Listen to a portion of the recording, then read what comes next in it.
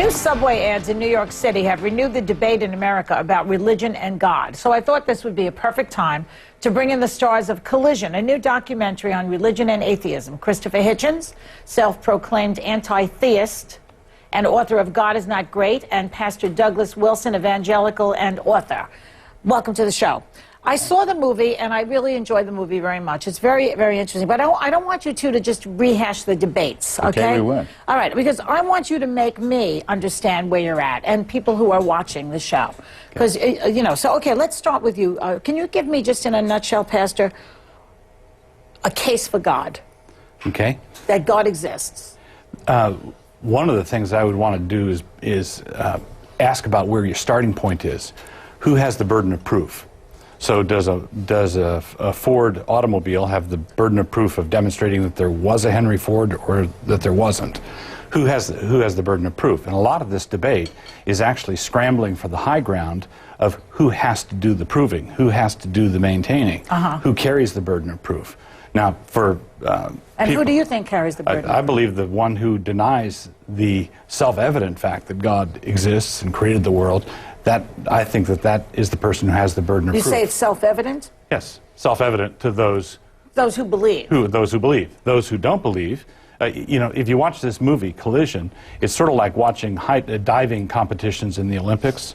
The Romanian judge comes up with a completely different score, you know, 2 points, 10 points. So this is the sort of debate where atheists go to it and they think Christopher carried the day, and believers go to the debate and they think that the Christian guy did great. There may not be a solution to this, well, no, I think there is one. I mean, and I can't avail myself of the almost beautiful circularity of Pastor Wilson's argument.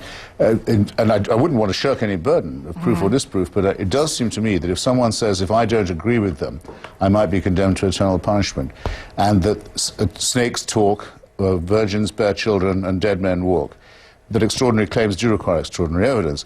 What atheists say is not that there is no God. We couldn't possibly prove that. We say there's never been any evidence, and there's never been a convincing philosophical argument that there is such an entity. In fact, we say there is no supernatural dimension. The natural world is much more wonderful.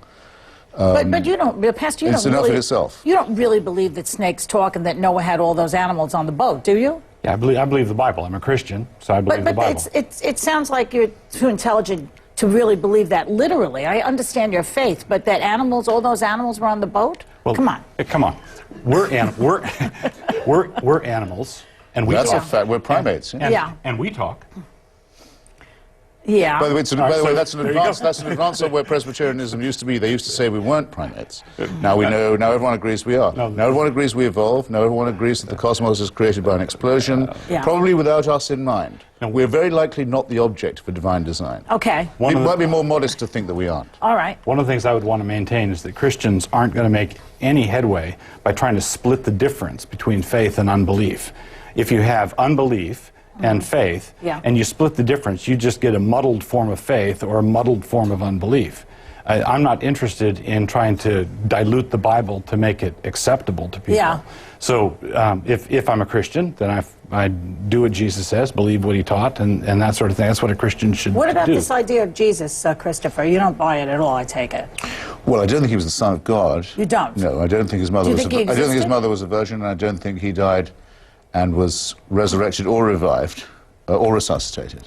None of that? None of that. And even if he was, by the way, any of those things, he would only have that in common: virginal birth, miraculous circumstances, mysterious death, with many, many other mythological figures. It wouldn't prove, even if it could be proved, wouldn't prove his doctrines were true or moral or ethical, which I don't think they are. Does it surprise you to know that Einstein probably believed in God? That's pretty surprising. No, I absolutely know that the contrary is true. Well, Einstein wrote very, very clearly he was a pantheist, or possibly a deist. He did not believe in a personal God, a God of religion. He didn't believe in a God who could intervene in human affairs, would answer prayers, would take side in a war, that's an interesting would point. care what you ate, or who you had sex with. There's a certain self-absorption in the idea that the sky god is watching me, particularly do my show right now. There's something strange about that. Do you believe that? Do you think he's watching you specifically right now? Yeah, Jesus said God numbers the hairs on our head. It's not just... So does Google. Yes, and is there self-absorption in that? Yeah. So here's the fundamental issue. Of course, you can believe in an omniscient God and believe in it in a way that flatters yourself. There have been all kinds of believers who take the doctrine that God knows all things and has the hairs of your head numbered, and they do it in a self-flattering way, a self-absorbed way. Yes, that does happen. But it's also something that can humble you if you think about it correctly. It helps put everything in perspective. Okay. It makes you too humble. Okay, it makes you hang on. It makes you into a servant. It Hang makes on you say, 1 second. I'm just a plaything of God's will. We're going to come back, and I want to hear more about this and more about the Ten Commandments and whether we really need the Ten Commandments to be good people. So hang on tight. When we come back, we'll do more of this. Why are we created sick, created diseased, according to Pastor Wilson? It's against freedom, it's against inquiry, it's against science. This is a wicked cult, and it's high time we left it behind. That was Christopher Hitchens making his blistering case for atheism in Collision, a documentary pitting Hitchens against Pastor Douglas Wilson. I'm back with the star debaters. So let's talk about the Ten Commandments, for example. Right. Do we really need the Ten Commandments to be good people? I mean, I know not to murder somebody. I didn't need to be raised Catholic, even though I was, to know that. Right.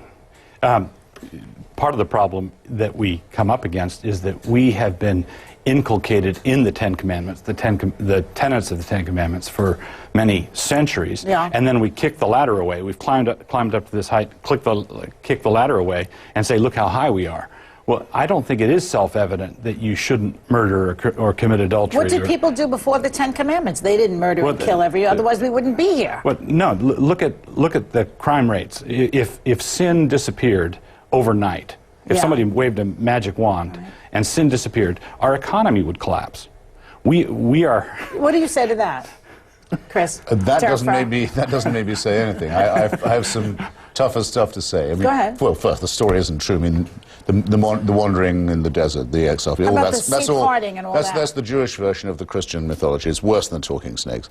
The Analects of Confucius, written long before, say to people what the golden rule is. Don't do to others what you wouldn't want done to yourself. The first 3 or 4 commandments are all saying you must fear someone you love, a heavenly dictator. They're not moral at all. Then there are 2 or 3 that are self-evident. Don't murder rather, don't steal, and don't commit perjury. And then the others are putting women on the level of beasts and saying they're among the chattels of your neighbor you mustn't covet. It's a Bronze Age, tribal, agricultural, so the Ten fearful Commandments were code. like in reruns, really. Yeah, well, let's go at this from another angle. Take the Code of Hammurabi and the Analects of Confucius and the Ten An eye for an eye, Commandments. tooth for tooth. Well, eye for eye, tooth for tooth is lex talionis,